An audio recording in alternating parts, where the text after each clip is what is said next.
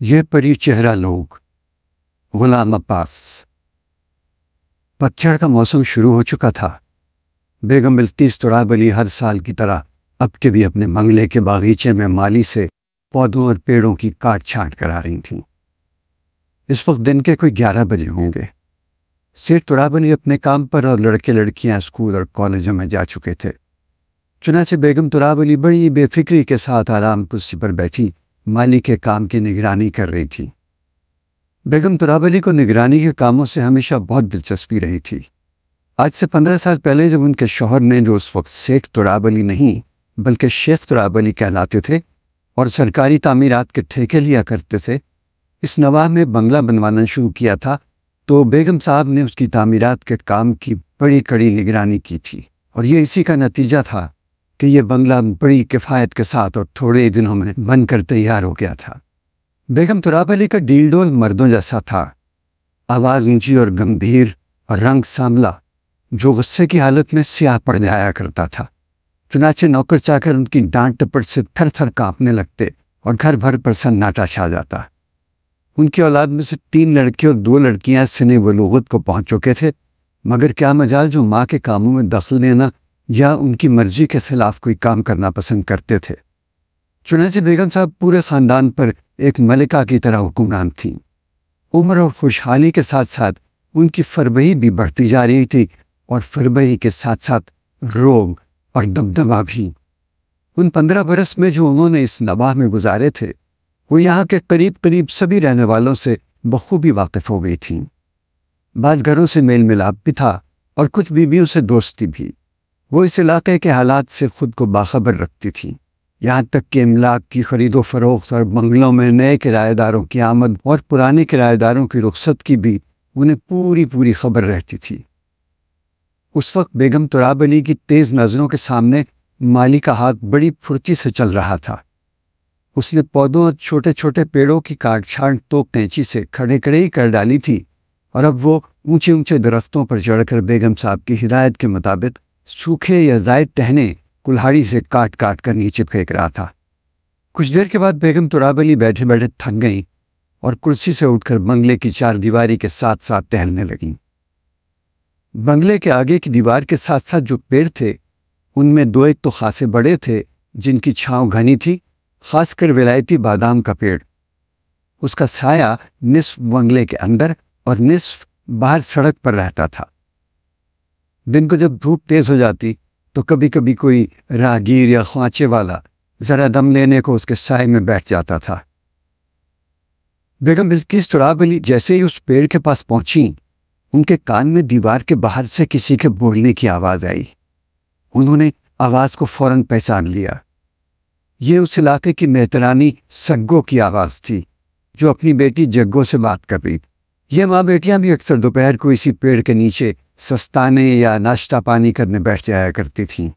بیگم بلقیس تراب علی نے پہلے تو ان کی باتوں کی طرف دھیان نہ دیا، مگر ایک ہی ان کے کان میں کچھ ایسے الفاظ پڑے کہ وہ چونک اٹھیں۔ سگو اپنی بیٹی سے پوچھ رہی تھی، کیوں رے، تو نے طوطے والے کے ہاں کام کر لیا تھا؟ ہاں۔ جگو نے اپنی مہین سی آواز میں جواب دیا، اور کھلانے والے کے ہاں؟ وہ بھی۔ اور وہ تپے دیکھ والے کے ہاں؟ اب کہ جگو کی آواز سنائی نہ دی، شاید اس نے سر ہلانے پر ہی اکتفا کیا ہوگا۔ اور کالی نیند کے ہاں؟ اب تو بیگم تراب علی سے ضبط نہ ہو سکا اور وہ بے اختیار پکار اٹھی، ارے سگو، ذرا اندر تو آئیو۔ سگو کے وہم و گمان میں بھی یہ بات نہ تھی کہ اس کی باتیں کوئی سن رہا ہوگا، خصوصاً بیگم بلقیس تراب علی، جن کی سخت مزاجی اور غصے سے اس کی روح کانپتی تھی۔ وہ پہلے تو گمسم رہ گئی، پھر مری ہوئی آواز میں بولی، ابھی آئی بیگم صاحب۔ تھوڑی دیر بعد وہ آنچل سے سر ڈھانپتی، لہنگا ہلاتی بنگلے کا پھاٹک کھول کر اندر آئی۔ جگو اس کے پیچھے تھی۔ دونوں ماں بیٹیوں کے کپڑے میلے چٹکٹ ہو رہے تھے۔ دونوں نے سر میں سرسوں کا تیل خوب لیسا ہوا تھا۔ سلام بیگم صاحب، سگو نے ڈرتے کہا۔ ابھی تک اس کی سمجھ میں نہیں آیا تھا کہ کس قصور کی بنا پر اسے بیگم تراب علی کے حضور پیش ہونا پڑا۔ بیگم صاحب نے تحقمانہ لہجے میں پوچھا، کیا مردار، یہ تو باہر بیٹھے 3 لوگوں کے نام لے رہی تھی؟ कैसे नाम बेगम साहब? अरे तो कह रही थी ना, तोते वाली, खिलौने वाली, टपक वाली, काली मेम। सग्गो ने मुस्कुराने की कोशिश करते हुए कहा, वो तो बेगम साहब हम आपस में बातें कर रही थी। देख सग्गो, सच सच बता दे, वरना मैं जीता नहीं छोड़ूंगी। सग्गो पल भर खामोश रही। उसने जान लिया कि बेगम साहब से बात छुपानी मुश्किल होगी और उसने बड़ी लजाजत से कहना शुरू किया। तो बात यह है बेगम साहब, हम लिखत पर तो जानते नहीं और हमको लोगों के नाम भी नहीं मालूम है, सो हमने अपनी निशानी के लिए उनके नाम रख लिए हैं। अच्छा, तो ये तोते वाली कौन है? वो जो बड़ा सा घर है ना, अगली गली में नुक्कड़ वाला। फारूक साहब का? जी बेगम साहब वही। उनकी बीवी ने तोता पाल रखा है, हम उनको निशानी के लिए तोते वाली कहते हैं। और ये खिलौने वाली कौन है? वो जो मस्जिद के बराबर वाले बंगले में रहती हैं।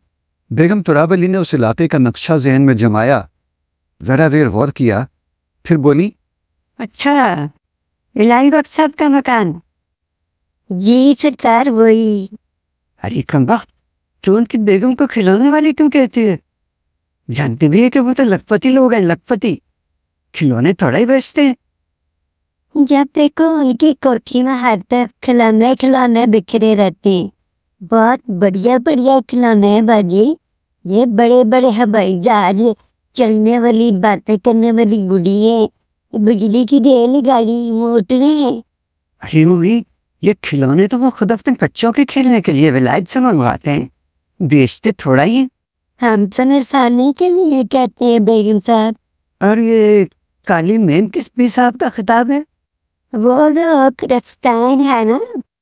Mister D flori? जी हाँ वही। ये कम्बा, तेरा नाश चाहे। और तबदक वाली कौन है? उधर को वो बड़ी सड़क पर काली गली की नुक्कड़ वाला जो घर है, उसमें हर वक्त एक औरत पलंग पर पड़ी रहती है और मेज पर बहुत सारी दुआओं के शीशे नजर आ रहे हैं। बेगम साहब बेख्तियार मुस्कुरा दी। उनका गुस्सा अब तक उतर चुका था और वह सग्गो की बातों को बड़ी दिलचस्पी से सुन रही थी कि अचानक एक बात उनके जहन में आई और उनके चेहरे का रंग मुतगय्यर हो गया, माथे पर बल पड़ गए। डांट कर बोली, क्यों रे मर्दार, तूने मेरा भी कोई ना कोई नाम जरूर रखा होगा। बता, क्या नाम रखा है? सच सच बताइयो, नहीं तो मारते मारते भरकस निकाल दूंगी। सग्गो जरा ठिठकी मगर फौरन संभल गई। बेगम साहब चाहे मारिए चाहे जिंदा छोड़िए, हम तो आपको बेगम साहब ही कहते हैं। चल झूठी मक्कार। मैं झूठ नहीं बोलती सरकार, चाहे जिसकी कसम ले लीजिए, हम बेगम साहब को बेगम साहब ही कहते हैं ना। जग्गो ने माँ की तरफ देखा और जल्दी से मुंडिया हिला दी। मुझे तो तुम माँ बेटियों की बात पर यकीन नहीं आता।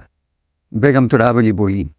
इस पर सग्गो खुशामदाना लहजे में कहने लगी, अजय आप अच्छे सखे और गरीब परवर हैं, भला हम आपकी शान में ऐसी गुस्ताखी कर सकते हैं?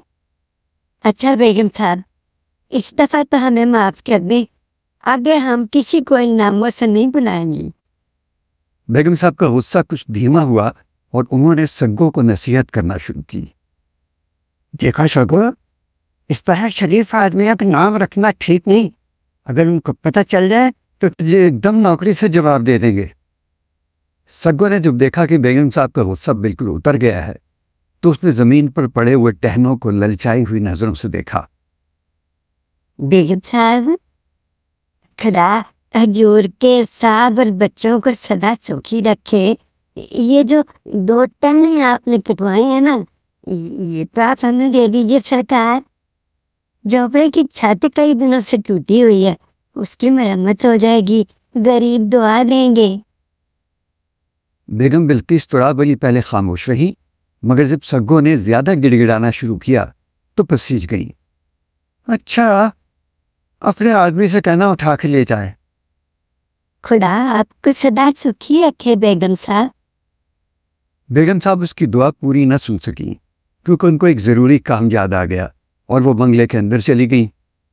दोपहर को 12 बजे के करीब सग्गो और जग्गो سب کام نمٹا کر گھر جا رہی تھی کہ سامنے ایک مہتر منڈاسا باندھے جھاڑو سے سڑک پر گرد و غبار کے بادل اڑاتا جلدی جلدی چلا آ رہا تھا۔